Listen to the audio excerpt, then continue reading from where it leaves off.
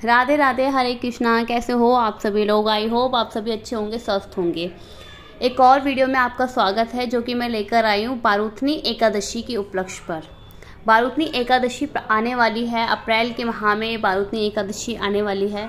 तो जो लोग भी बारूथनी एकादशी का व्रत रखना चाहते हैं या फिर नया व्रत प्रारंभ करना चाहते हैं, वो इस वीडियो के माध्यम से अपनी सारी जानकारी जरूर प्राप्त करें। तो अधिक विलंब न करते हुए वीडियो को स्टार्ट करते हैं। इस वीडियो में हम जानेंगे कि कब है बारूथनी एकादशी, क्या है शुभ मुहूर्त और क्या है इसकी पूजा विधि, तथा कब है व्रत पारायण का समय। हर महीने के कृष्ण और शुक्ल पक्ष की एकादशी को खास माना जाता है। इस शुभ तिथि पर भक्त भगवान विष्णु और मां लक्ष्मी की विशेष पूजा आदि करते हैं।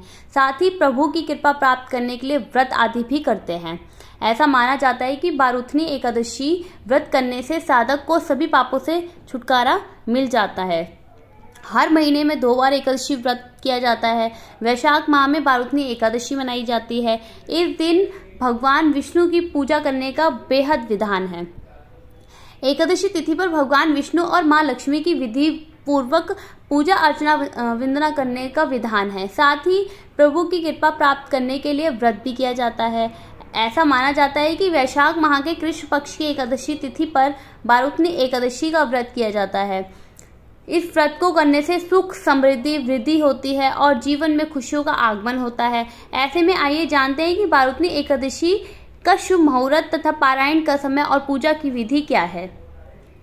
वैशाख माह के कृष्ण पक्ष की एकादशी तिथि 23 अप्रैल को शाम 4:43 से शुरू होगी और अगले दिन यानी 24 अप्रैल को दोपहर 2:32 पर तिथि खत्म होगी।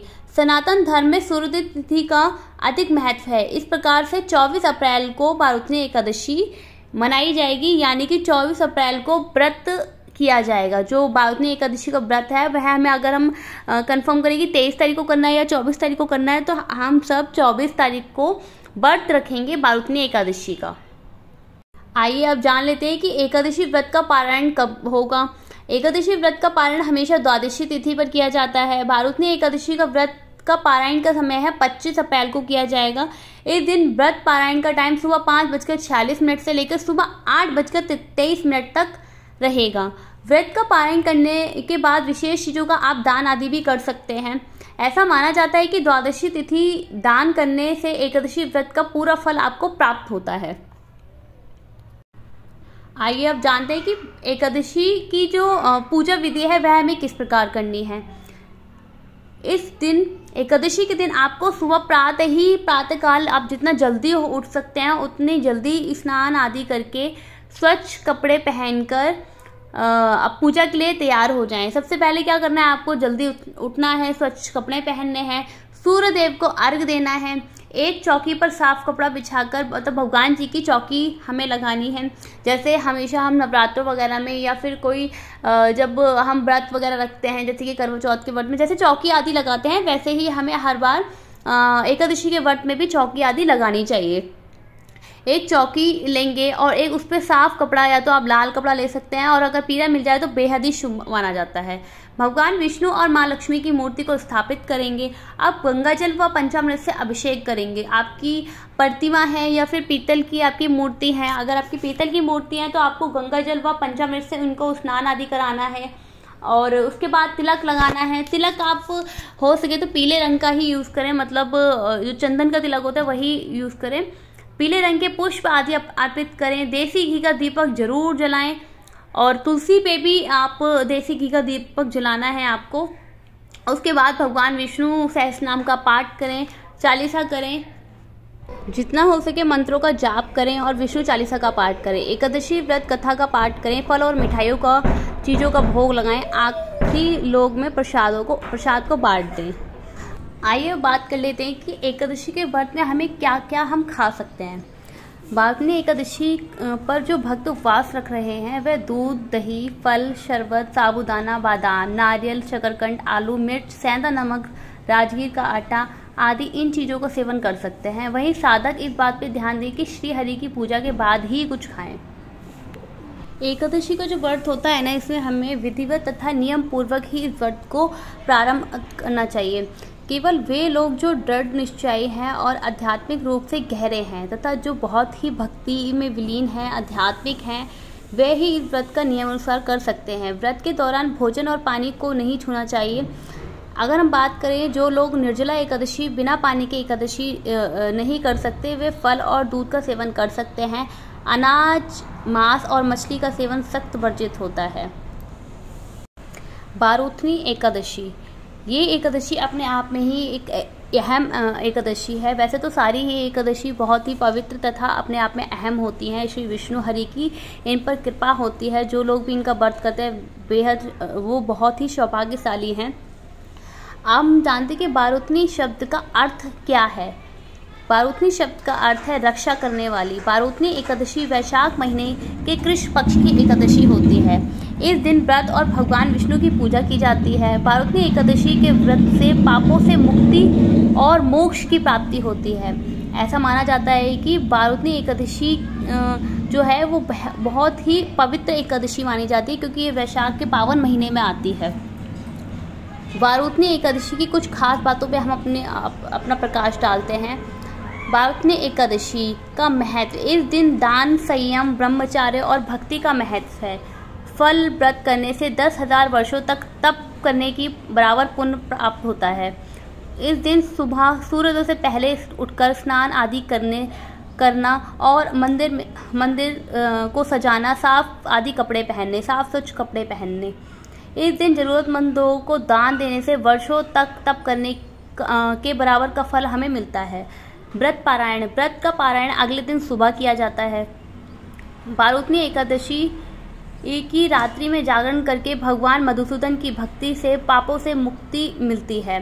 बारूथनी एकादशी पर बेल धातु के बर्तनों में भोजन करना और किसी और के घर में भोजन करना वर्जित माना गया है। तो आप किसी के भी घर में भोजन आदि ना ग्रहण करें, पानी तक भी ना पिए उस दिन अगर आप व्रत कर रहे हैं। और बेल धातु के जो बर्तन होते हैं ना, उनमें बिल्कुल भी आपको भोजन नहीं करना है। ऐसा माना जाता है कि बारूथनी एकादशी पर इन नियमों का पालन करना बहुत जरूरी होता है। समाज में व्यक्ति को समृद्धि, नाम से प्रसिद्धि मिलती है। बड़े सारे लोग ये सवाल करते हैं कि क्या एकादशी के व्रत में हम चाय पी सकते हैं? तो चलिए इस बात पे थोड़ा सा चर्चा कर लेते हैं। हालांकि एकादशी व्रत में चाय पीना हम पी सकते हैं। व्रत के दौरान चाय पीने की कोई मनाही नहीं है। शास्त्रों में भी व्रत के दौरान चाय या कॉफ़ी पीने की कोई ऐसी मनाही नहीं है। व्रत के दौरान चाय पीने के फायदे, उपवास के दौरान चाय पीने से भूख कम लगती है। पुदीने की चाय और अदरक की चाय पाचन में सहायता करती है। इससे व्रत के शेड्यूल पर बने रहने में मदद मिलती है। एकादशी के व्रत में क्या नहीं खाना चाहिए?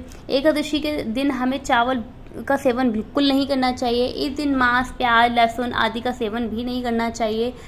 गेहूं या चावल जैसे अनाज खाना भी हमें नहीं खाना चाहिए। एकादशी दिन क्या हमें करना चाहिए? एकादशी के दिन विधि विधान से भगवान श्री विष्णु हरि की पूजा अर्चना वंदना करनी चाहिए।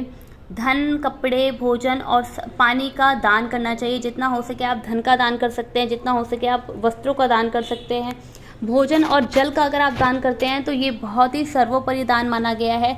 अन्न का दान सबसे सर्वोपरि है, जल का दान सबसे सर्वोपरि है। तो आप इन दोनों दान को जितना हो सके एकादशी वाले दिन या पूरे वैशाख के महीने में भी कर सकते हैं।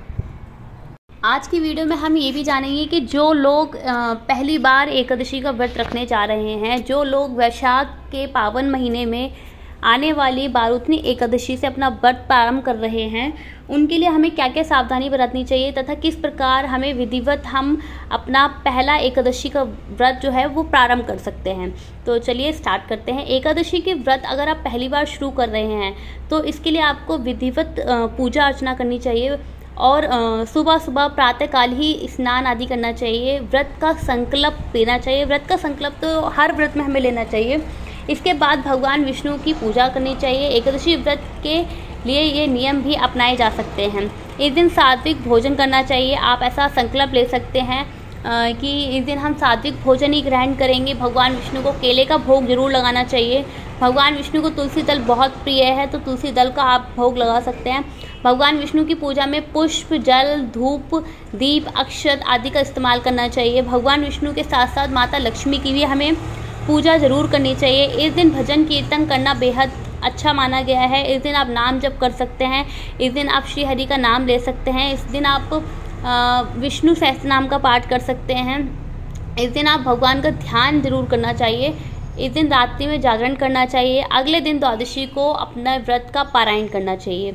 एकादशी व्रत की शुरुआत करने के लिए मार्गशीर्ष महीने में आने वाली उत्पन्ना एकादशी से भी आप व्रत शुरू कर सकते हैं, और वैशाख के महीने में आने वाली बारूथनी एकादशी, इससे भी आप व्रत का जो है वो स्टार्ट कर सकते हैं, व्रत रखना शुरू कर सकते हैं।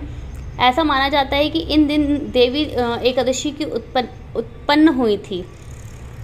तो आप दोनों ही एकादशी पे अपना व्रत प्रारंभ कर सकते हैं। दोनों ही एकादशी अपने आप पे बहुत ही अहम है।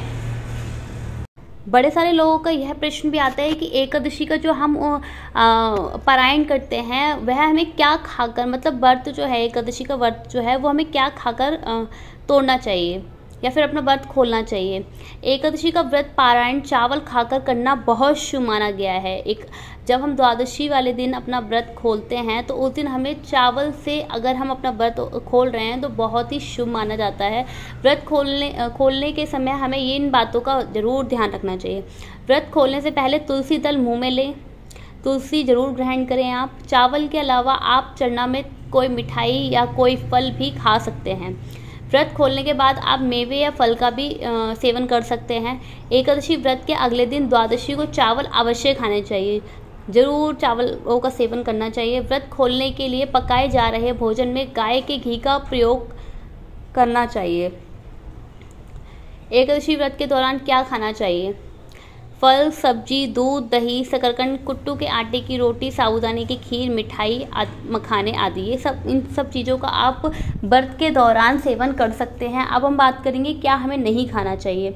चावल, बैगन, लहसुन, प्याज, मसूर की दाल, तामसिक चीज़ें, मांस, मदिरा, अदरक, कोई भी नशीले पदार्थ, इन चीज़ों का सेवन हमें बिल्कुल नहीं करना, वरना व्रत रखने का कोई फ़ायदा नहीं है और व्रत टूट भी जाता है।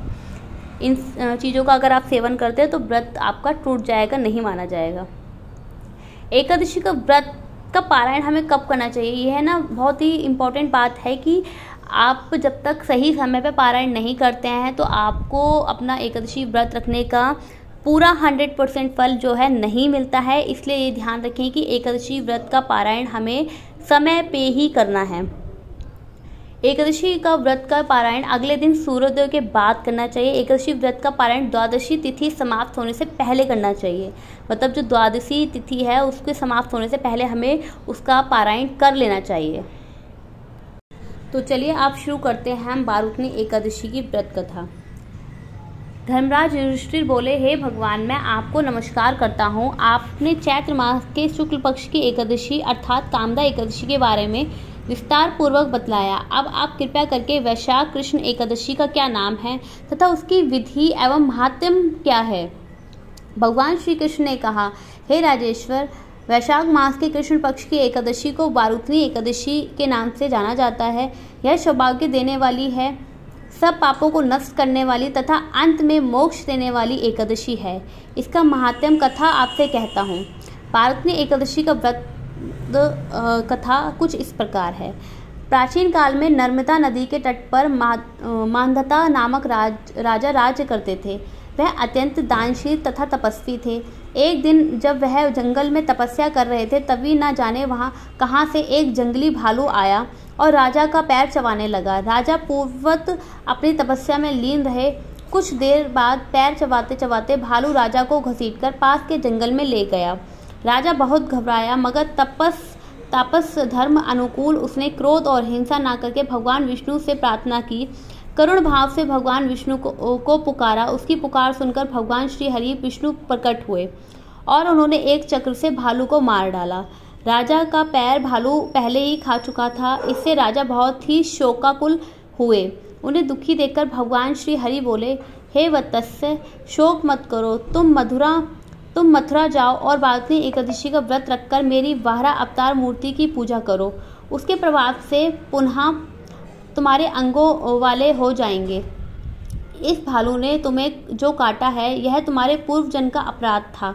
भगवान की आज्ञा मानकर राजा मांधाता ने मथुरा जाकर श्रद्धापूर्वक बारूथनी एकादशी का व्रत किया। इसके प्रभाव से राजा शीघ्र ही पुनः सुंदर और संपूर्ण अंगों वाला हो गया। इस एकादशी के प्रभाव से राजा मांधाता स्वर्ग की ओर चले गए। जो भी व्यक्ति भय से पीड़ित है उसे बारूदनी एकादशी का व्रत रखकर भगवान श्री हरि श्री विष्णु का स्मरण करना चाहिए। इस व्रत को करने से समस्त पापों का नाश होकर मोक्ष की प्राप्ति होती है। एकादशी के व्रत का संबंध 3 दिनों की दिनचर्या से होता है। जो भक्त भी एकादशी का व्रत प्रारंभ कर रहे हैं या रखते हैं उनके लिए यह बातें बहुत महत्वपूर्ण हैं। एकादशी के व्रत का संबंध 3 दिनों का बताया गया है। उनकी जो 3 दिनों की दिनचर्या है वह कुछ इस प्रकार होनी चाहिए। भक्त उपवास के दिन से एक दिन पहले दोपहर में भोजन लेने के उपरांत शाम का भोजन नहीं ग्रहण करते, यानी कि दशमी तिथि को सिर्फ एक ही बार भोजन किया जाता है ताकि यह सुनिश्चित हो सके कि अगले दिन पेट में कोई अवशिष्ट भोजन ना बचा रहे। भक्त एकादशी के दिन उपवास के नियमों का कड़ाई से पालन करते हैं तथा अगले दिन सूर्योदय के बाद ही उपवास समापन करते हैं। एकादशी व्रत के दौरान सभी प्रकार के अनाज का सेवन वर्जित होता है। जो लोग किसी कारण एकादशी व्रत नहीं रखते उन्हें एकादशी के दिन भोजन में चावल का प्रयोग नहीं करना चाहिए तथा झूठ एवं निंदा से बचना चाहिए। जो व्यक्ति एकादशी के दिन विष्णु सहस्त्रनाम का पाठ करते हैं उस पर भगवान विष्णु की विशेष कृपा होती है। जब एकादशी 2 दिन की होती है तब दूजी एकादशी एवं वैष्णव एकादशी एक ही दिन अर्थात दूसरे दिन मनाई जाती है।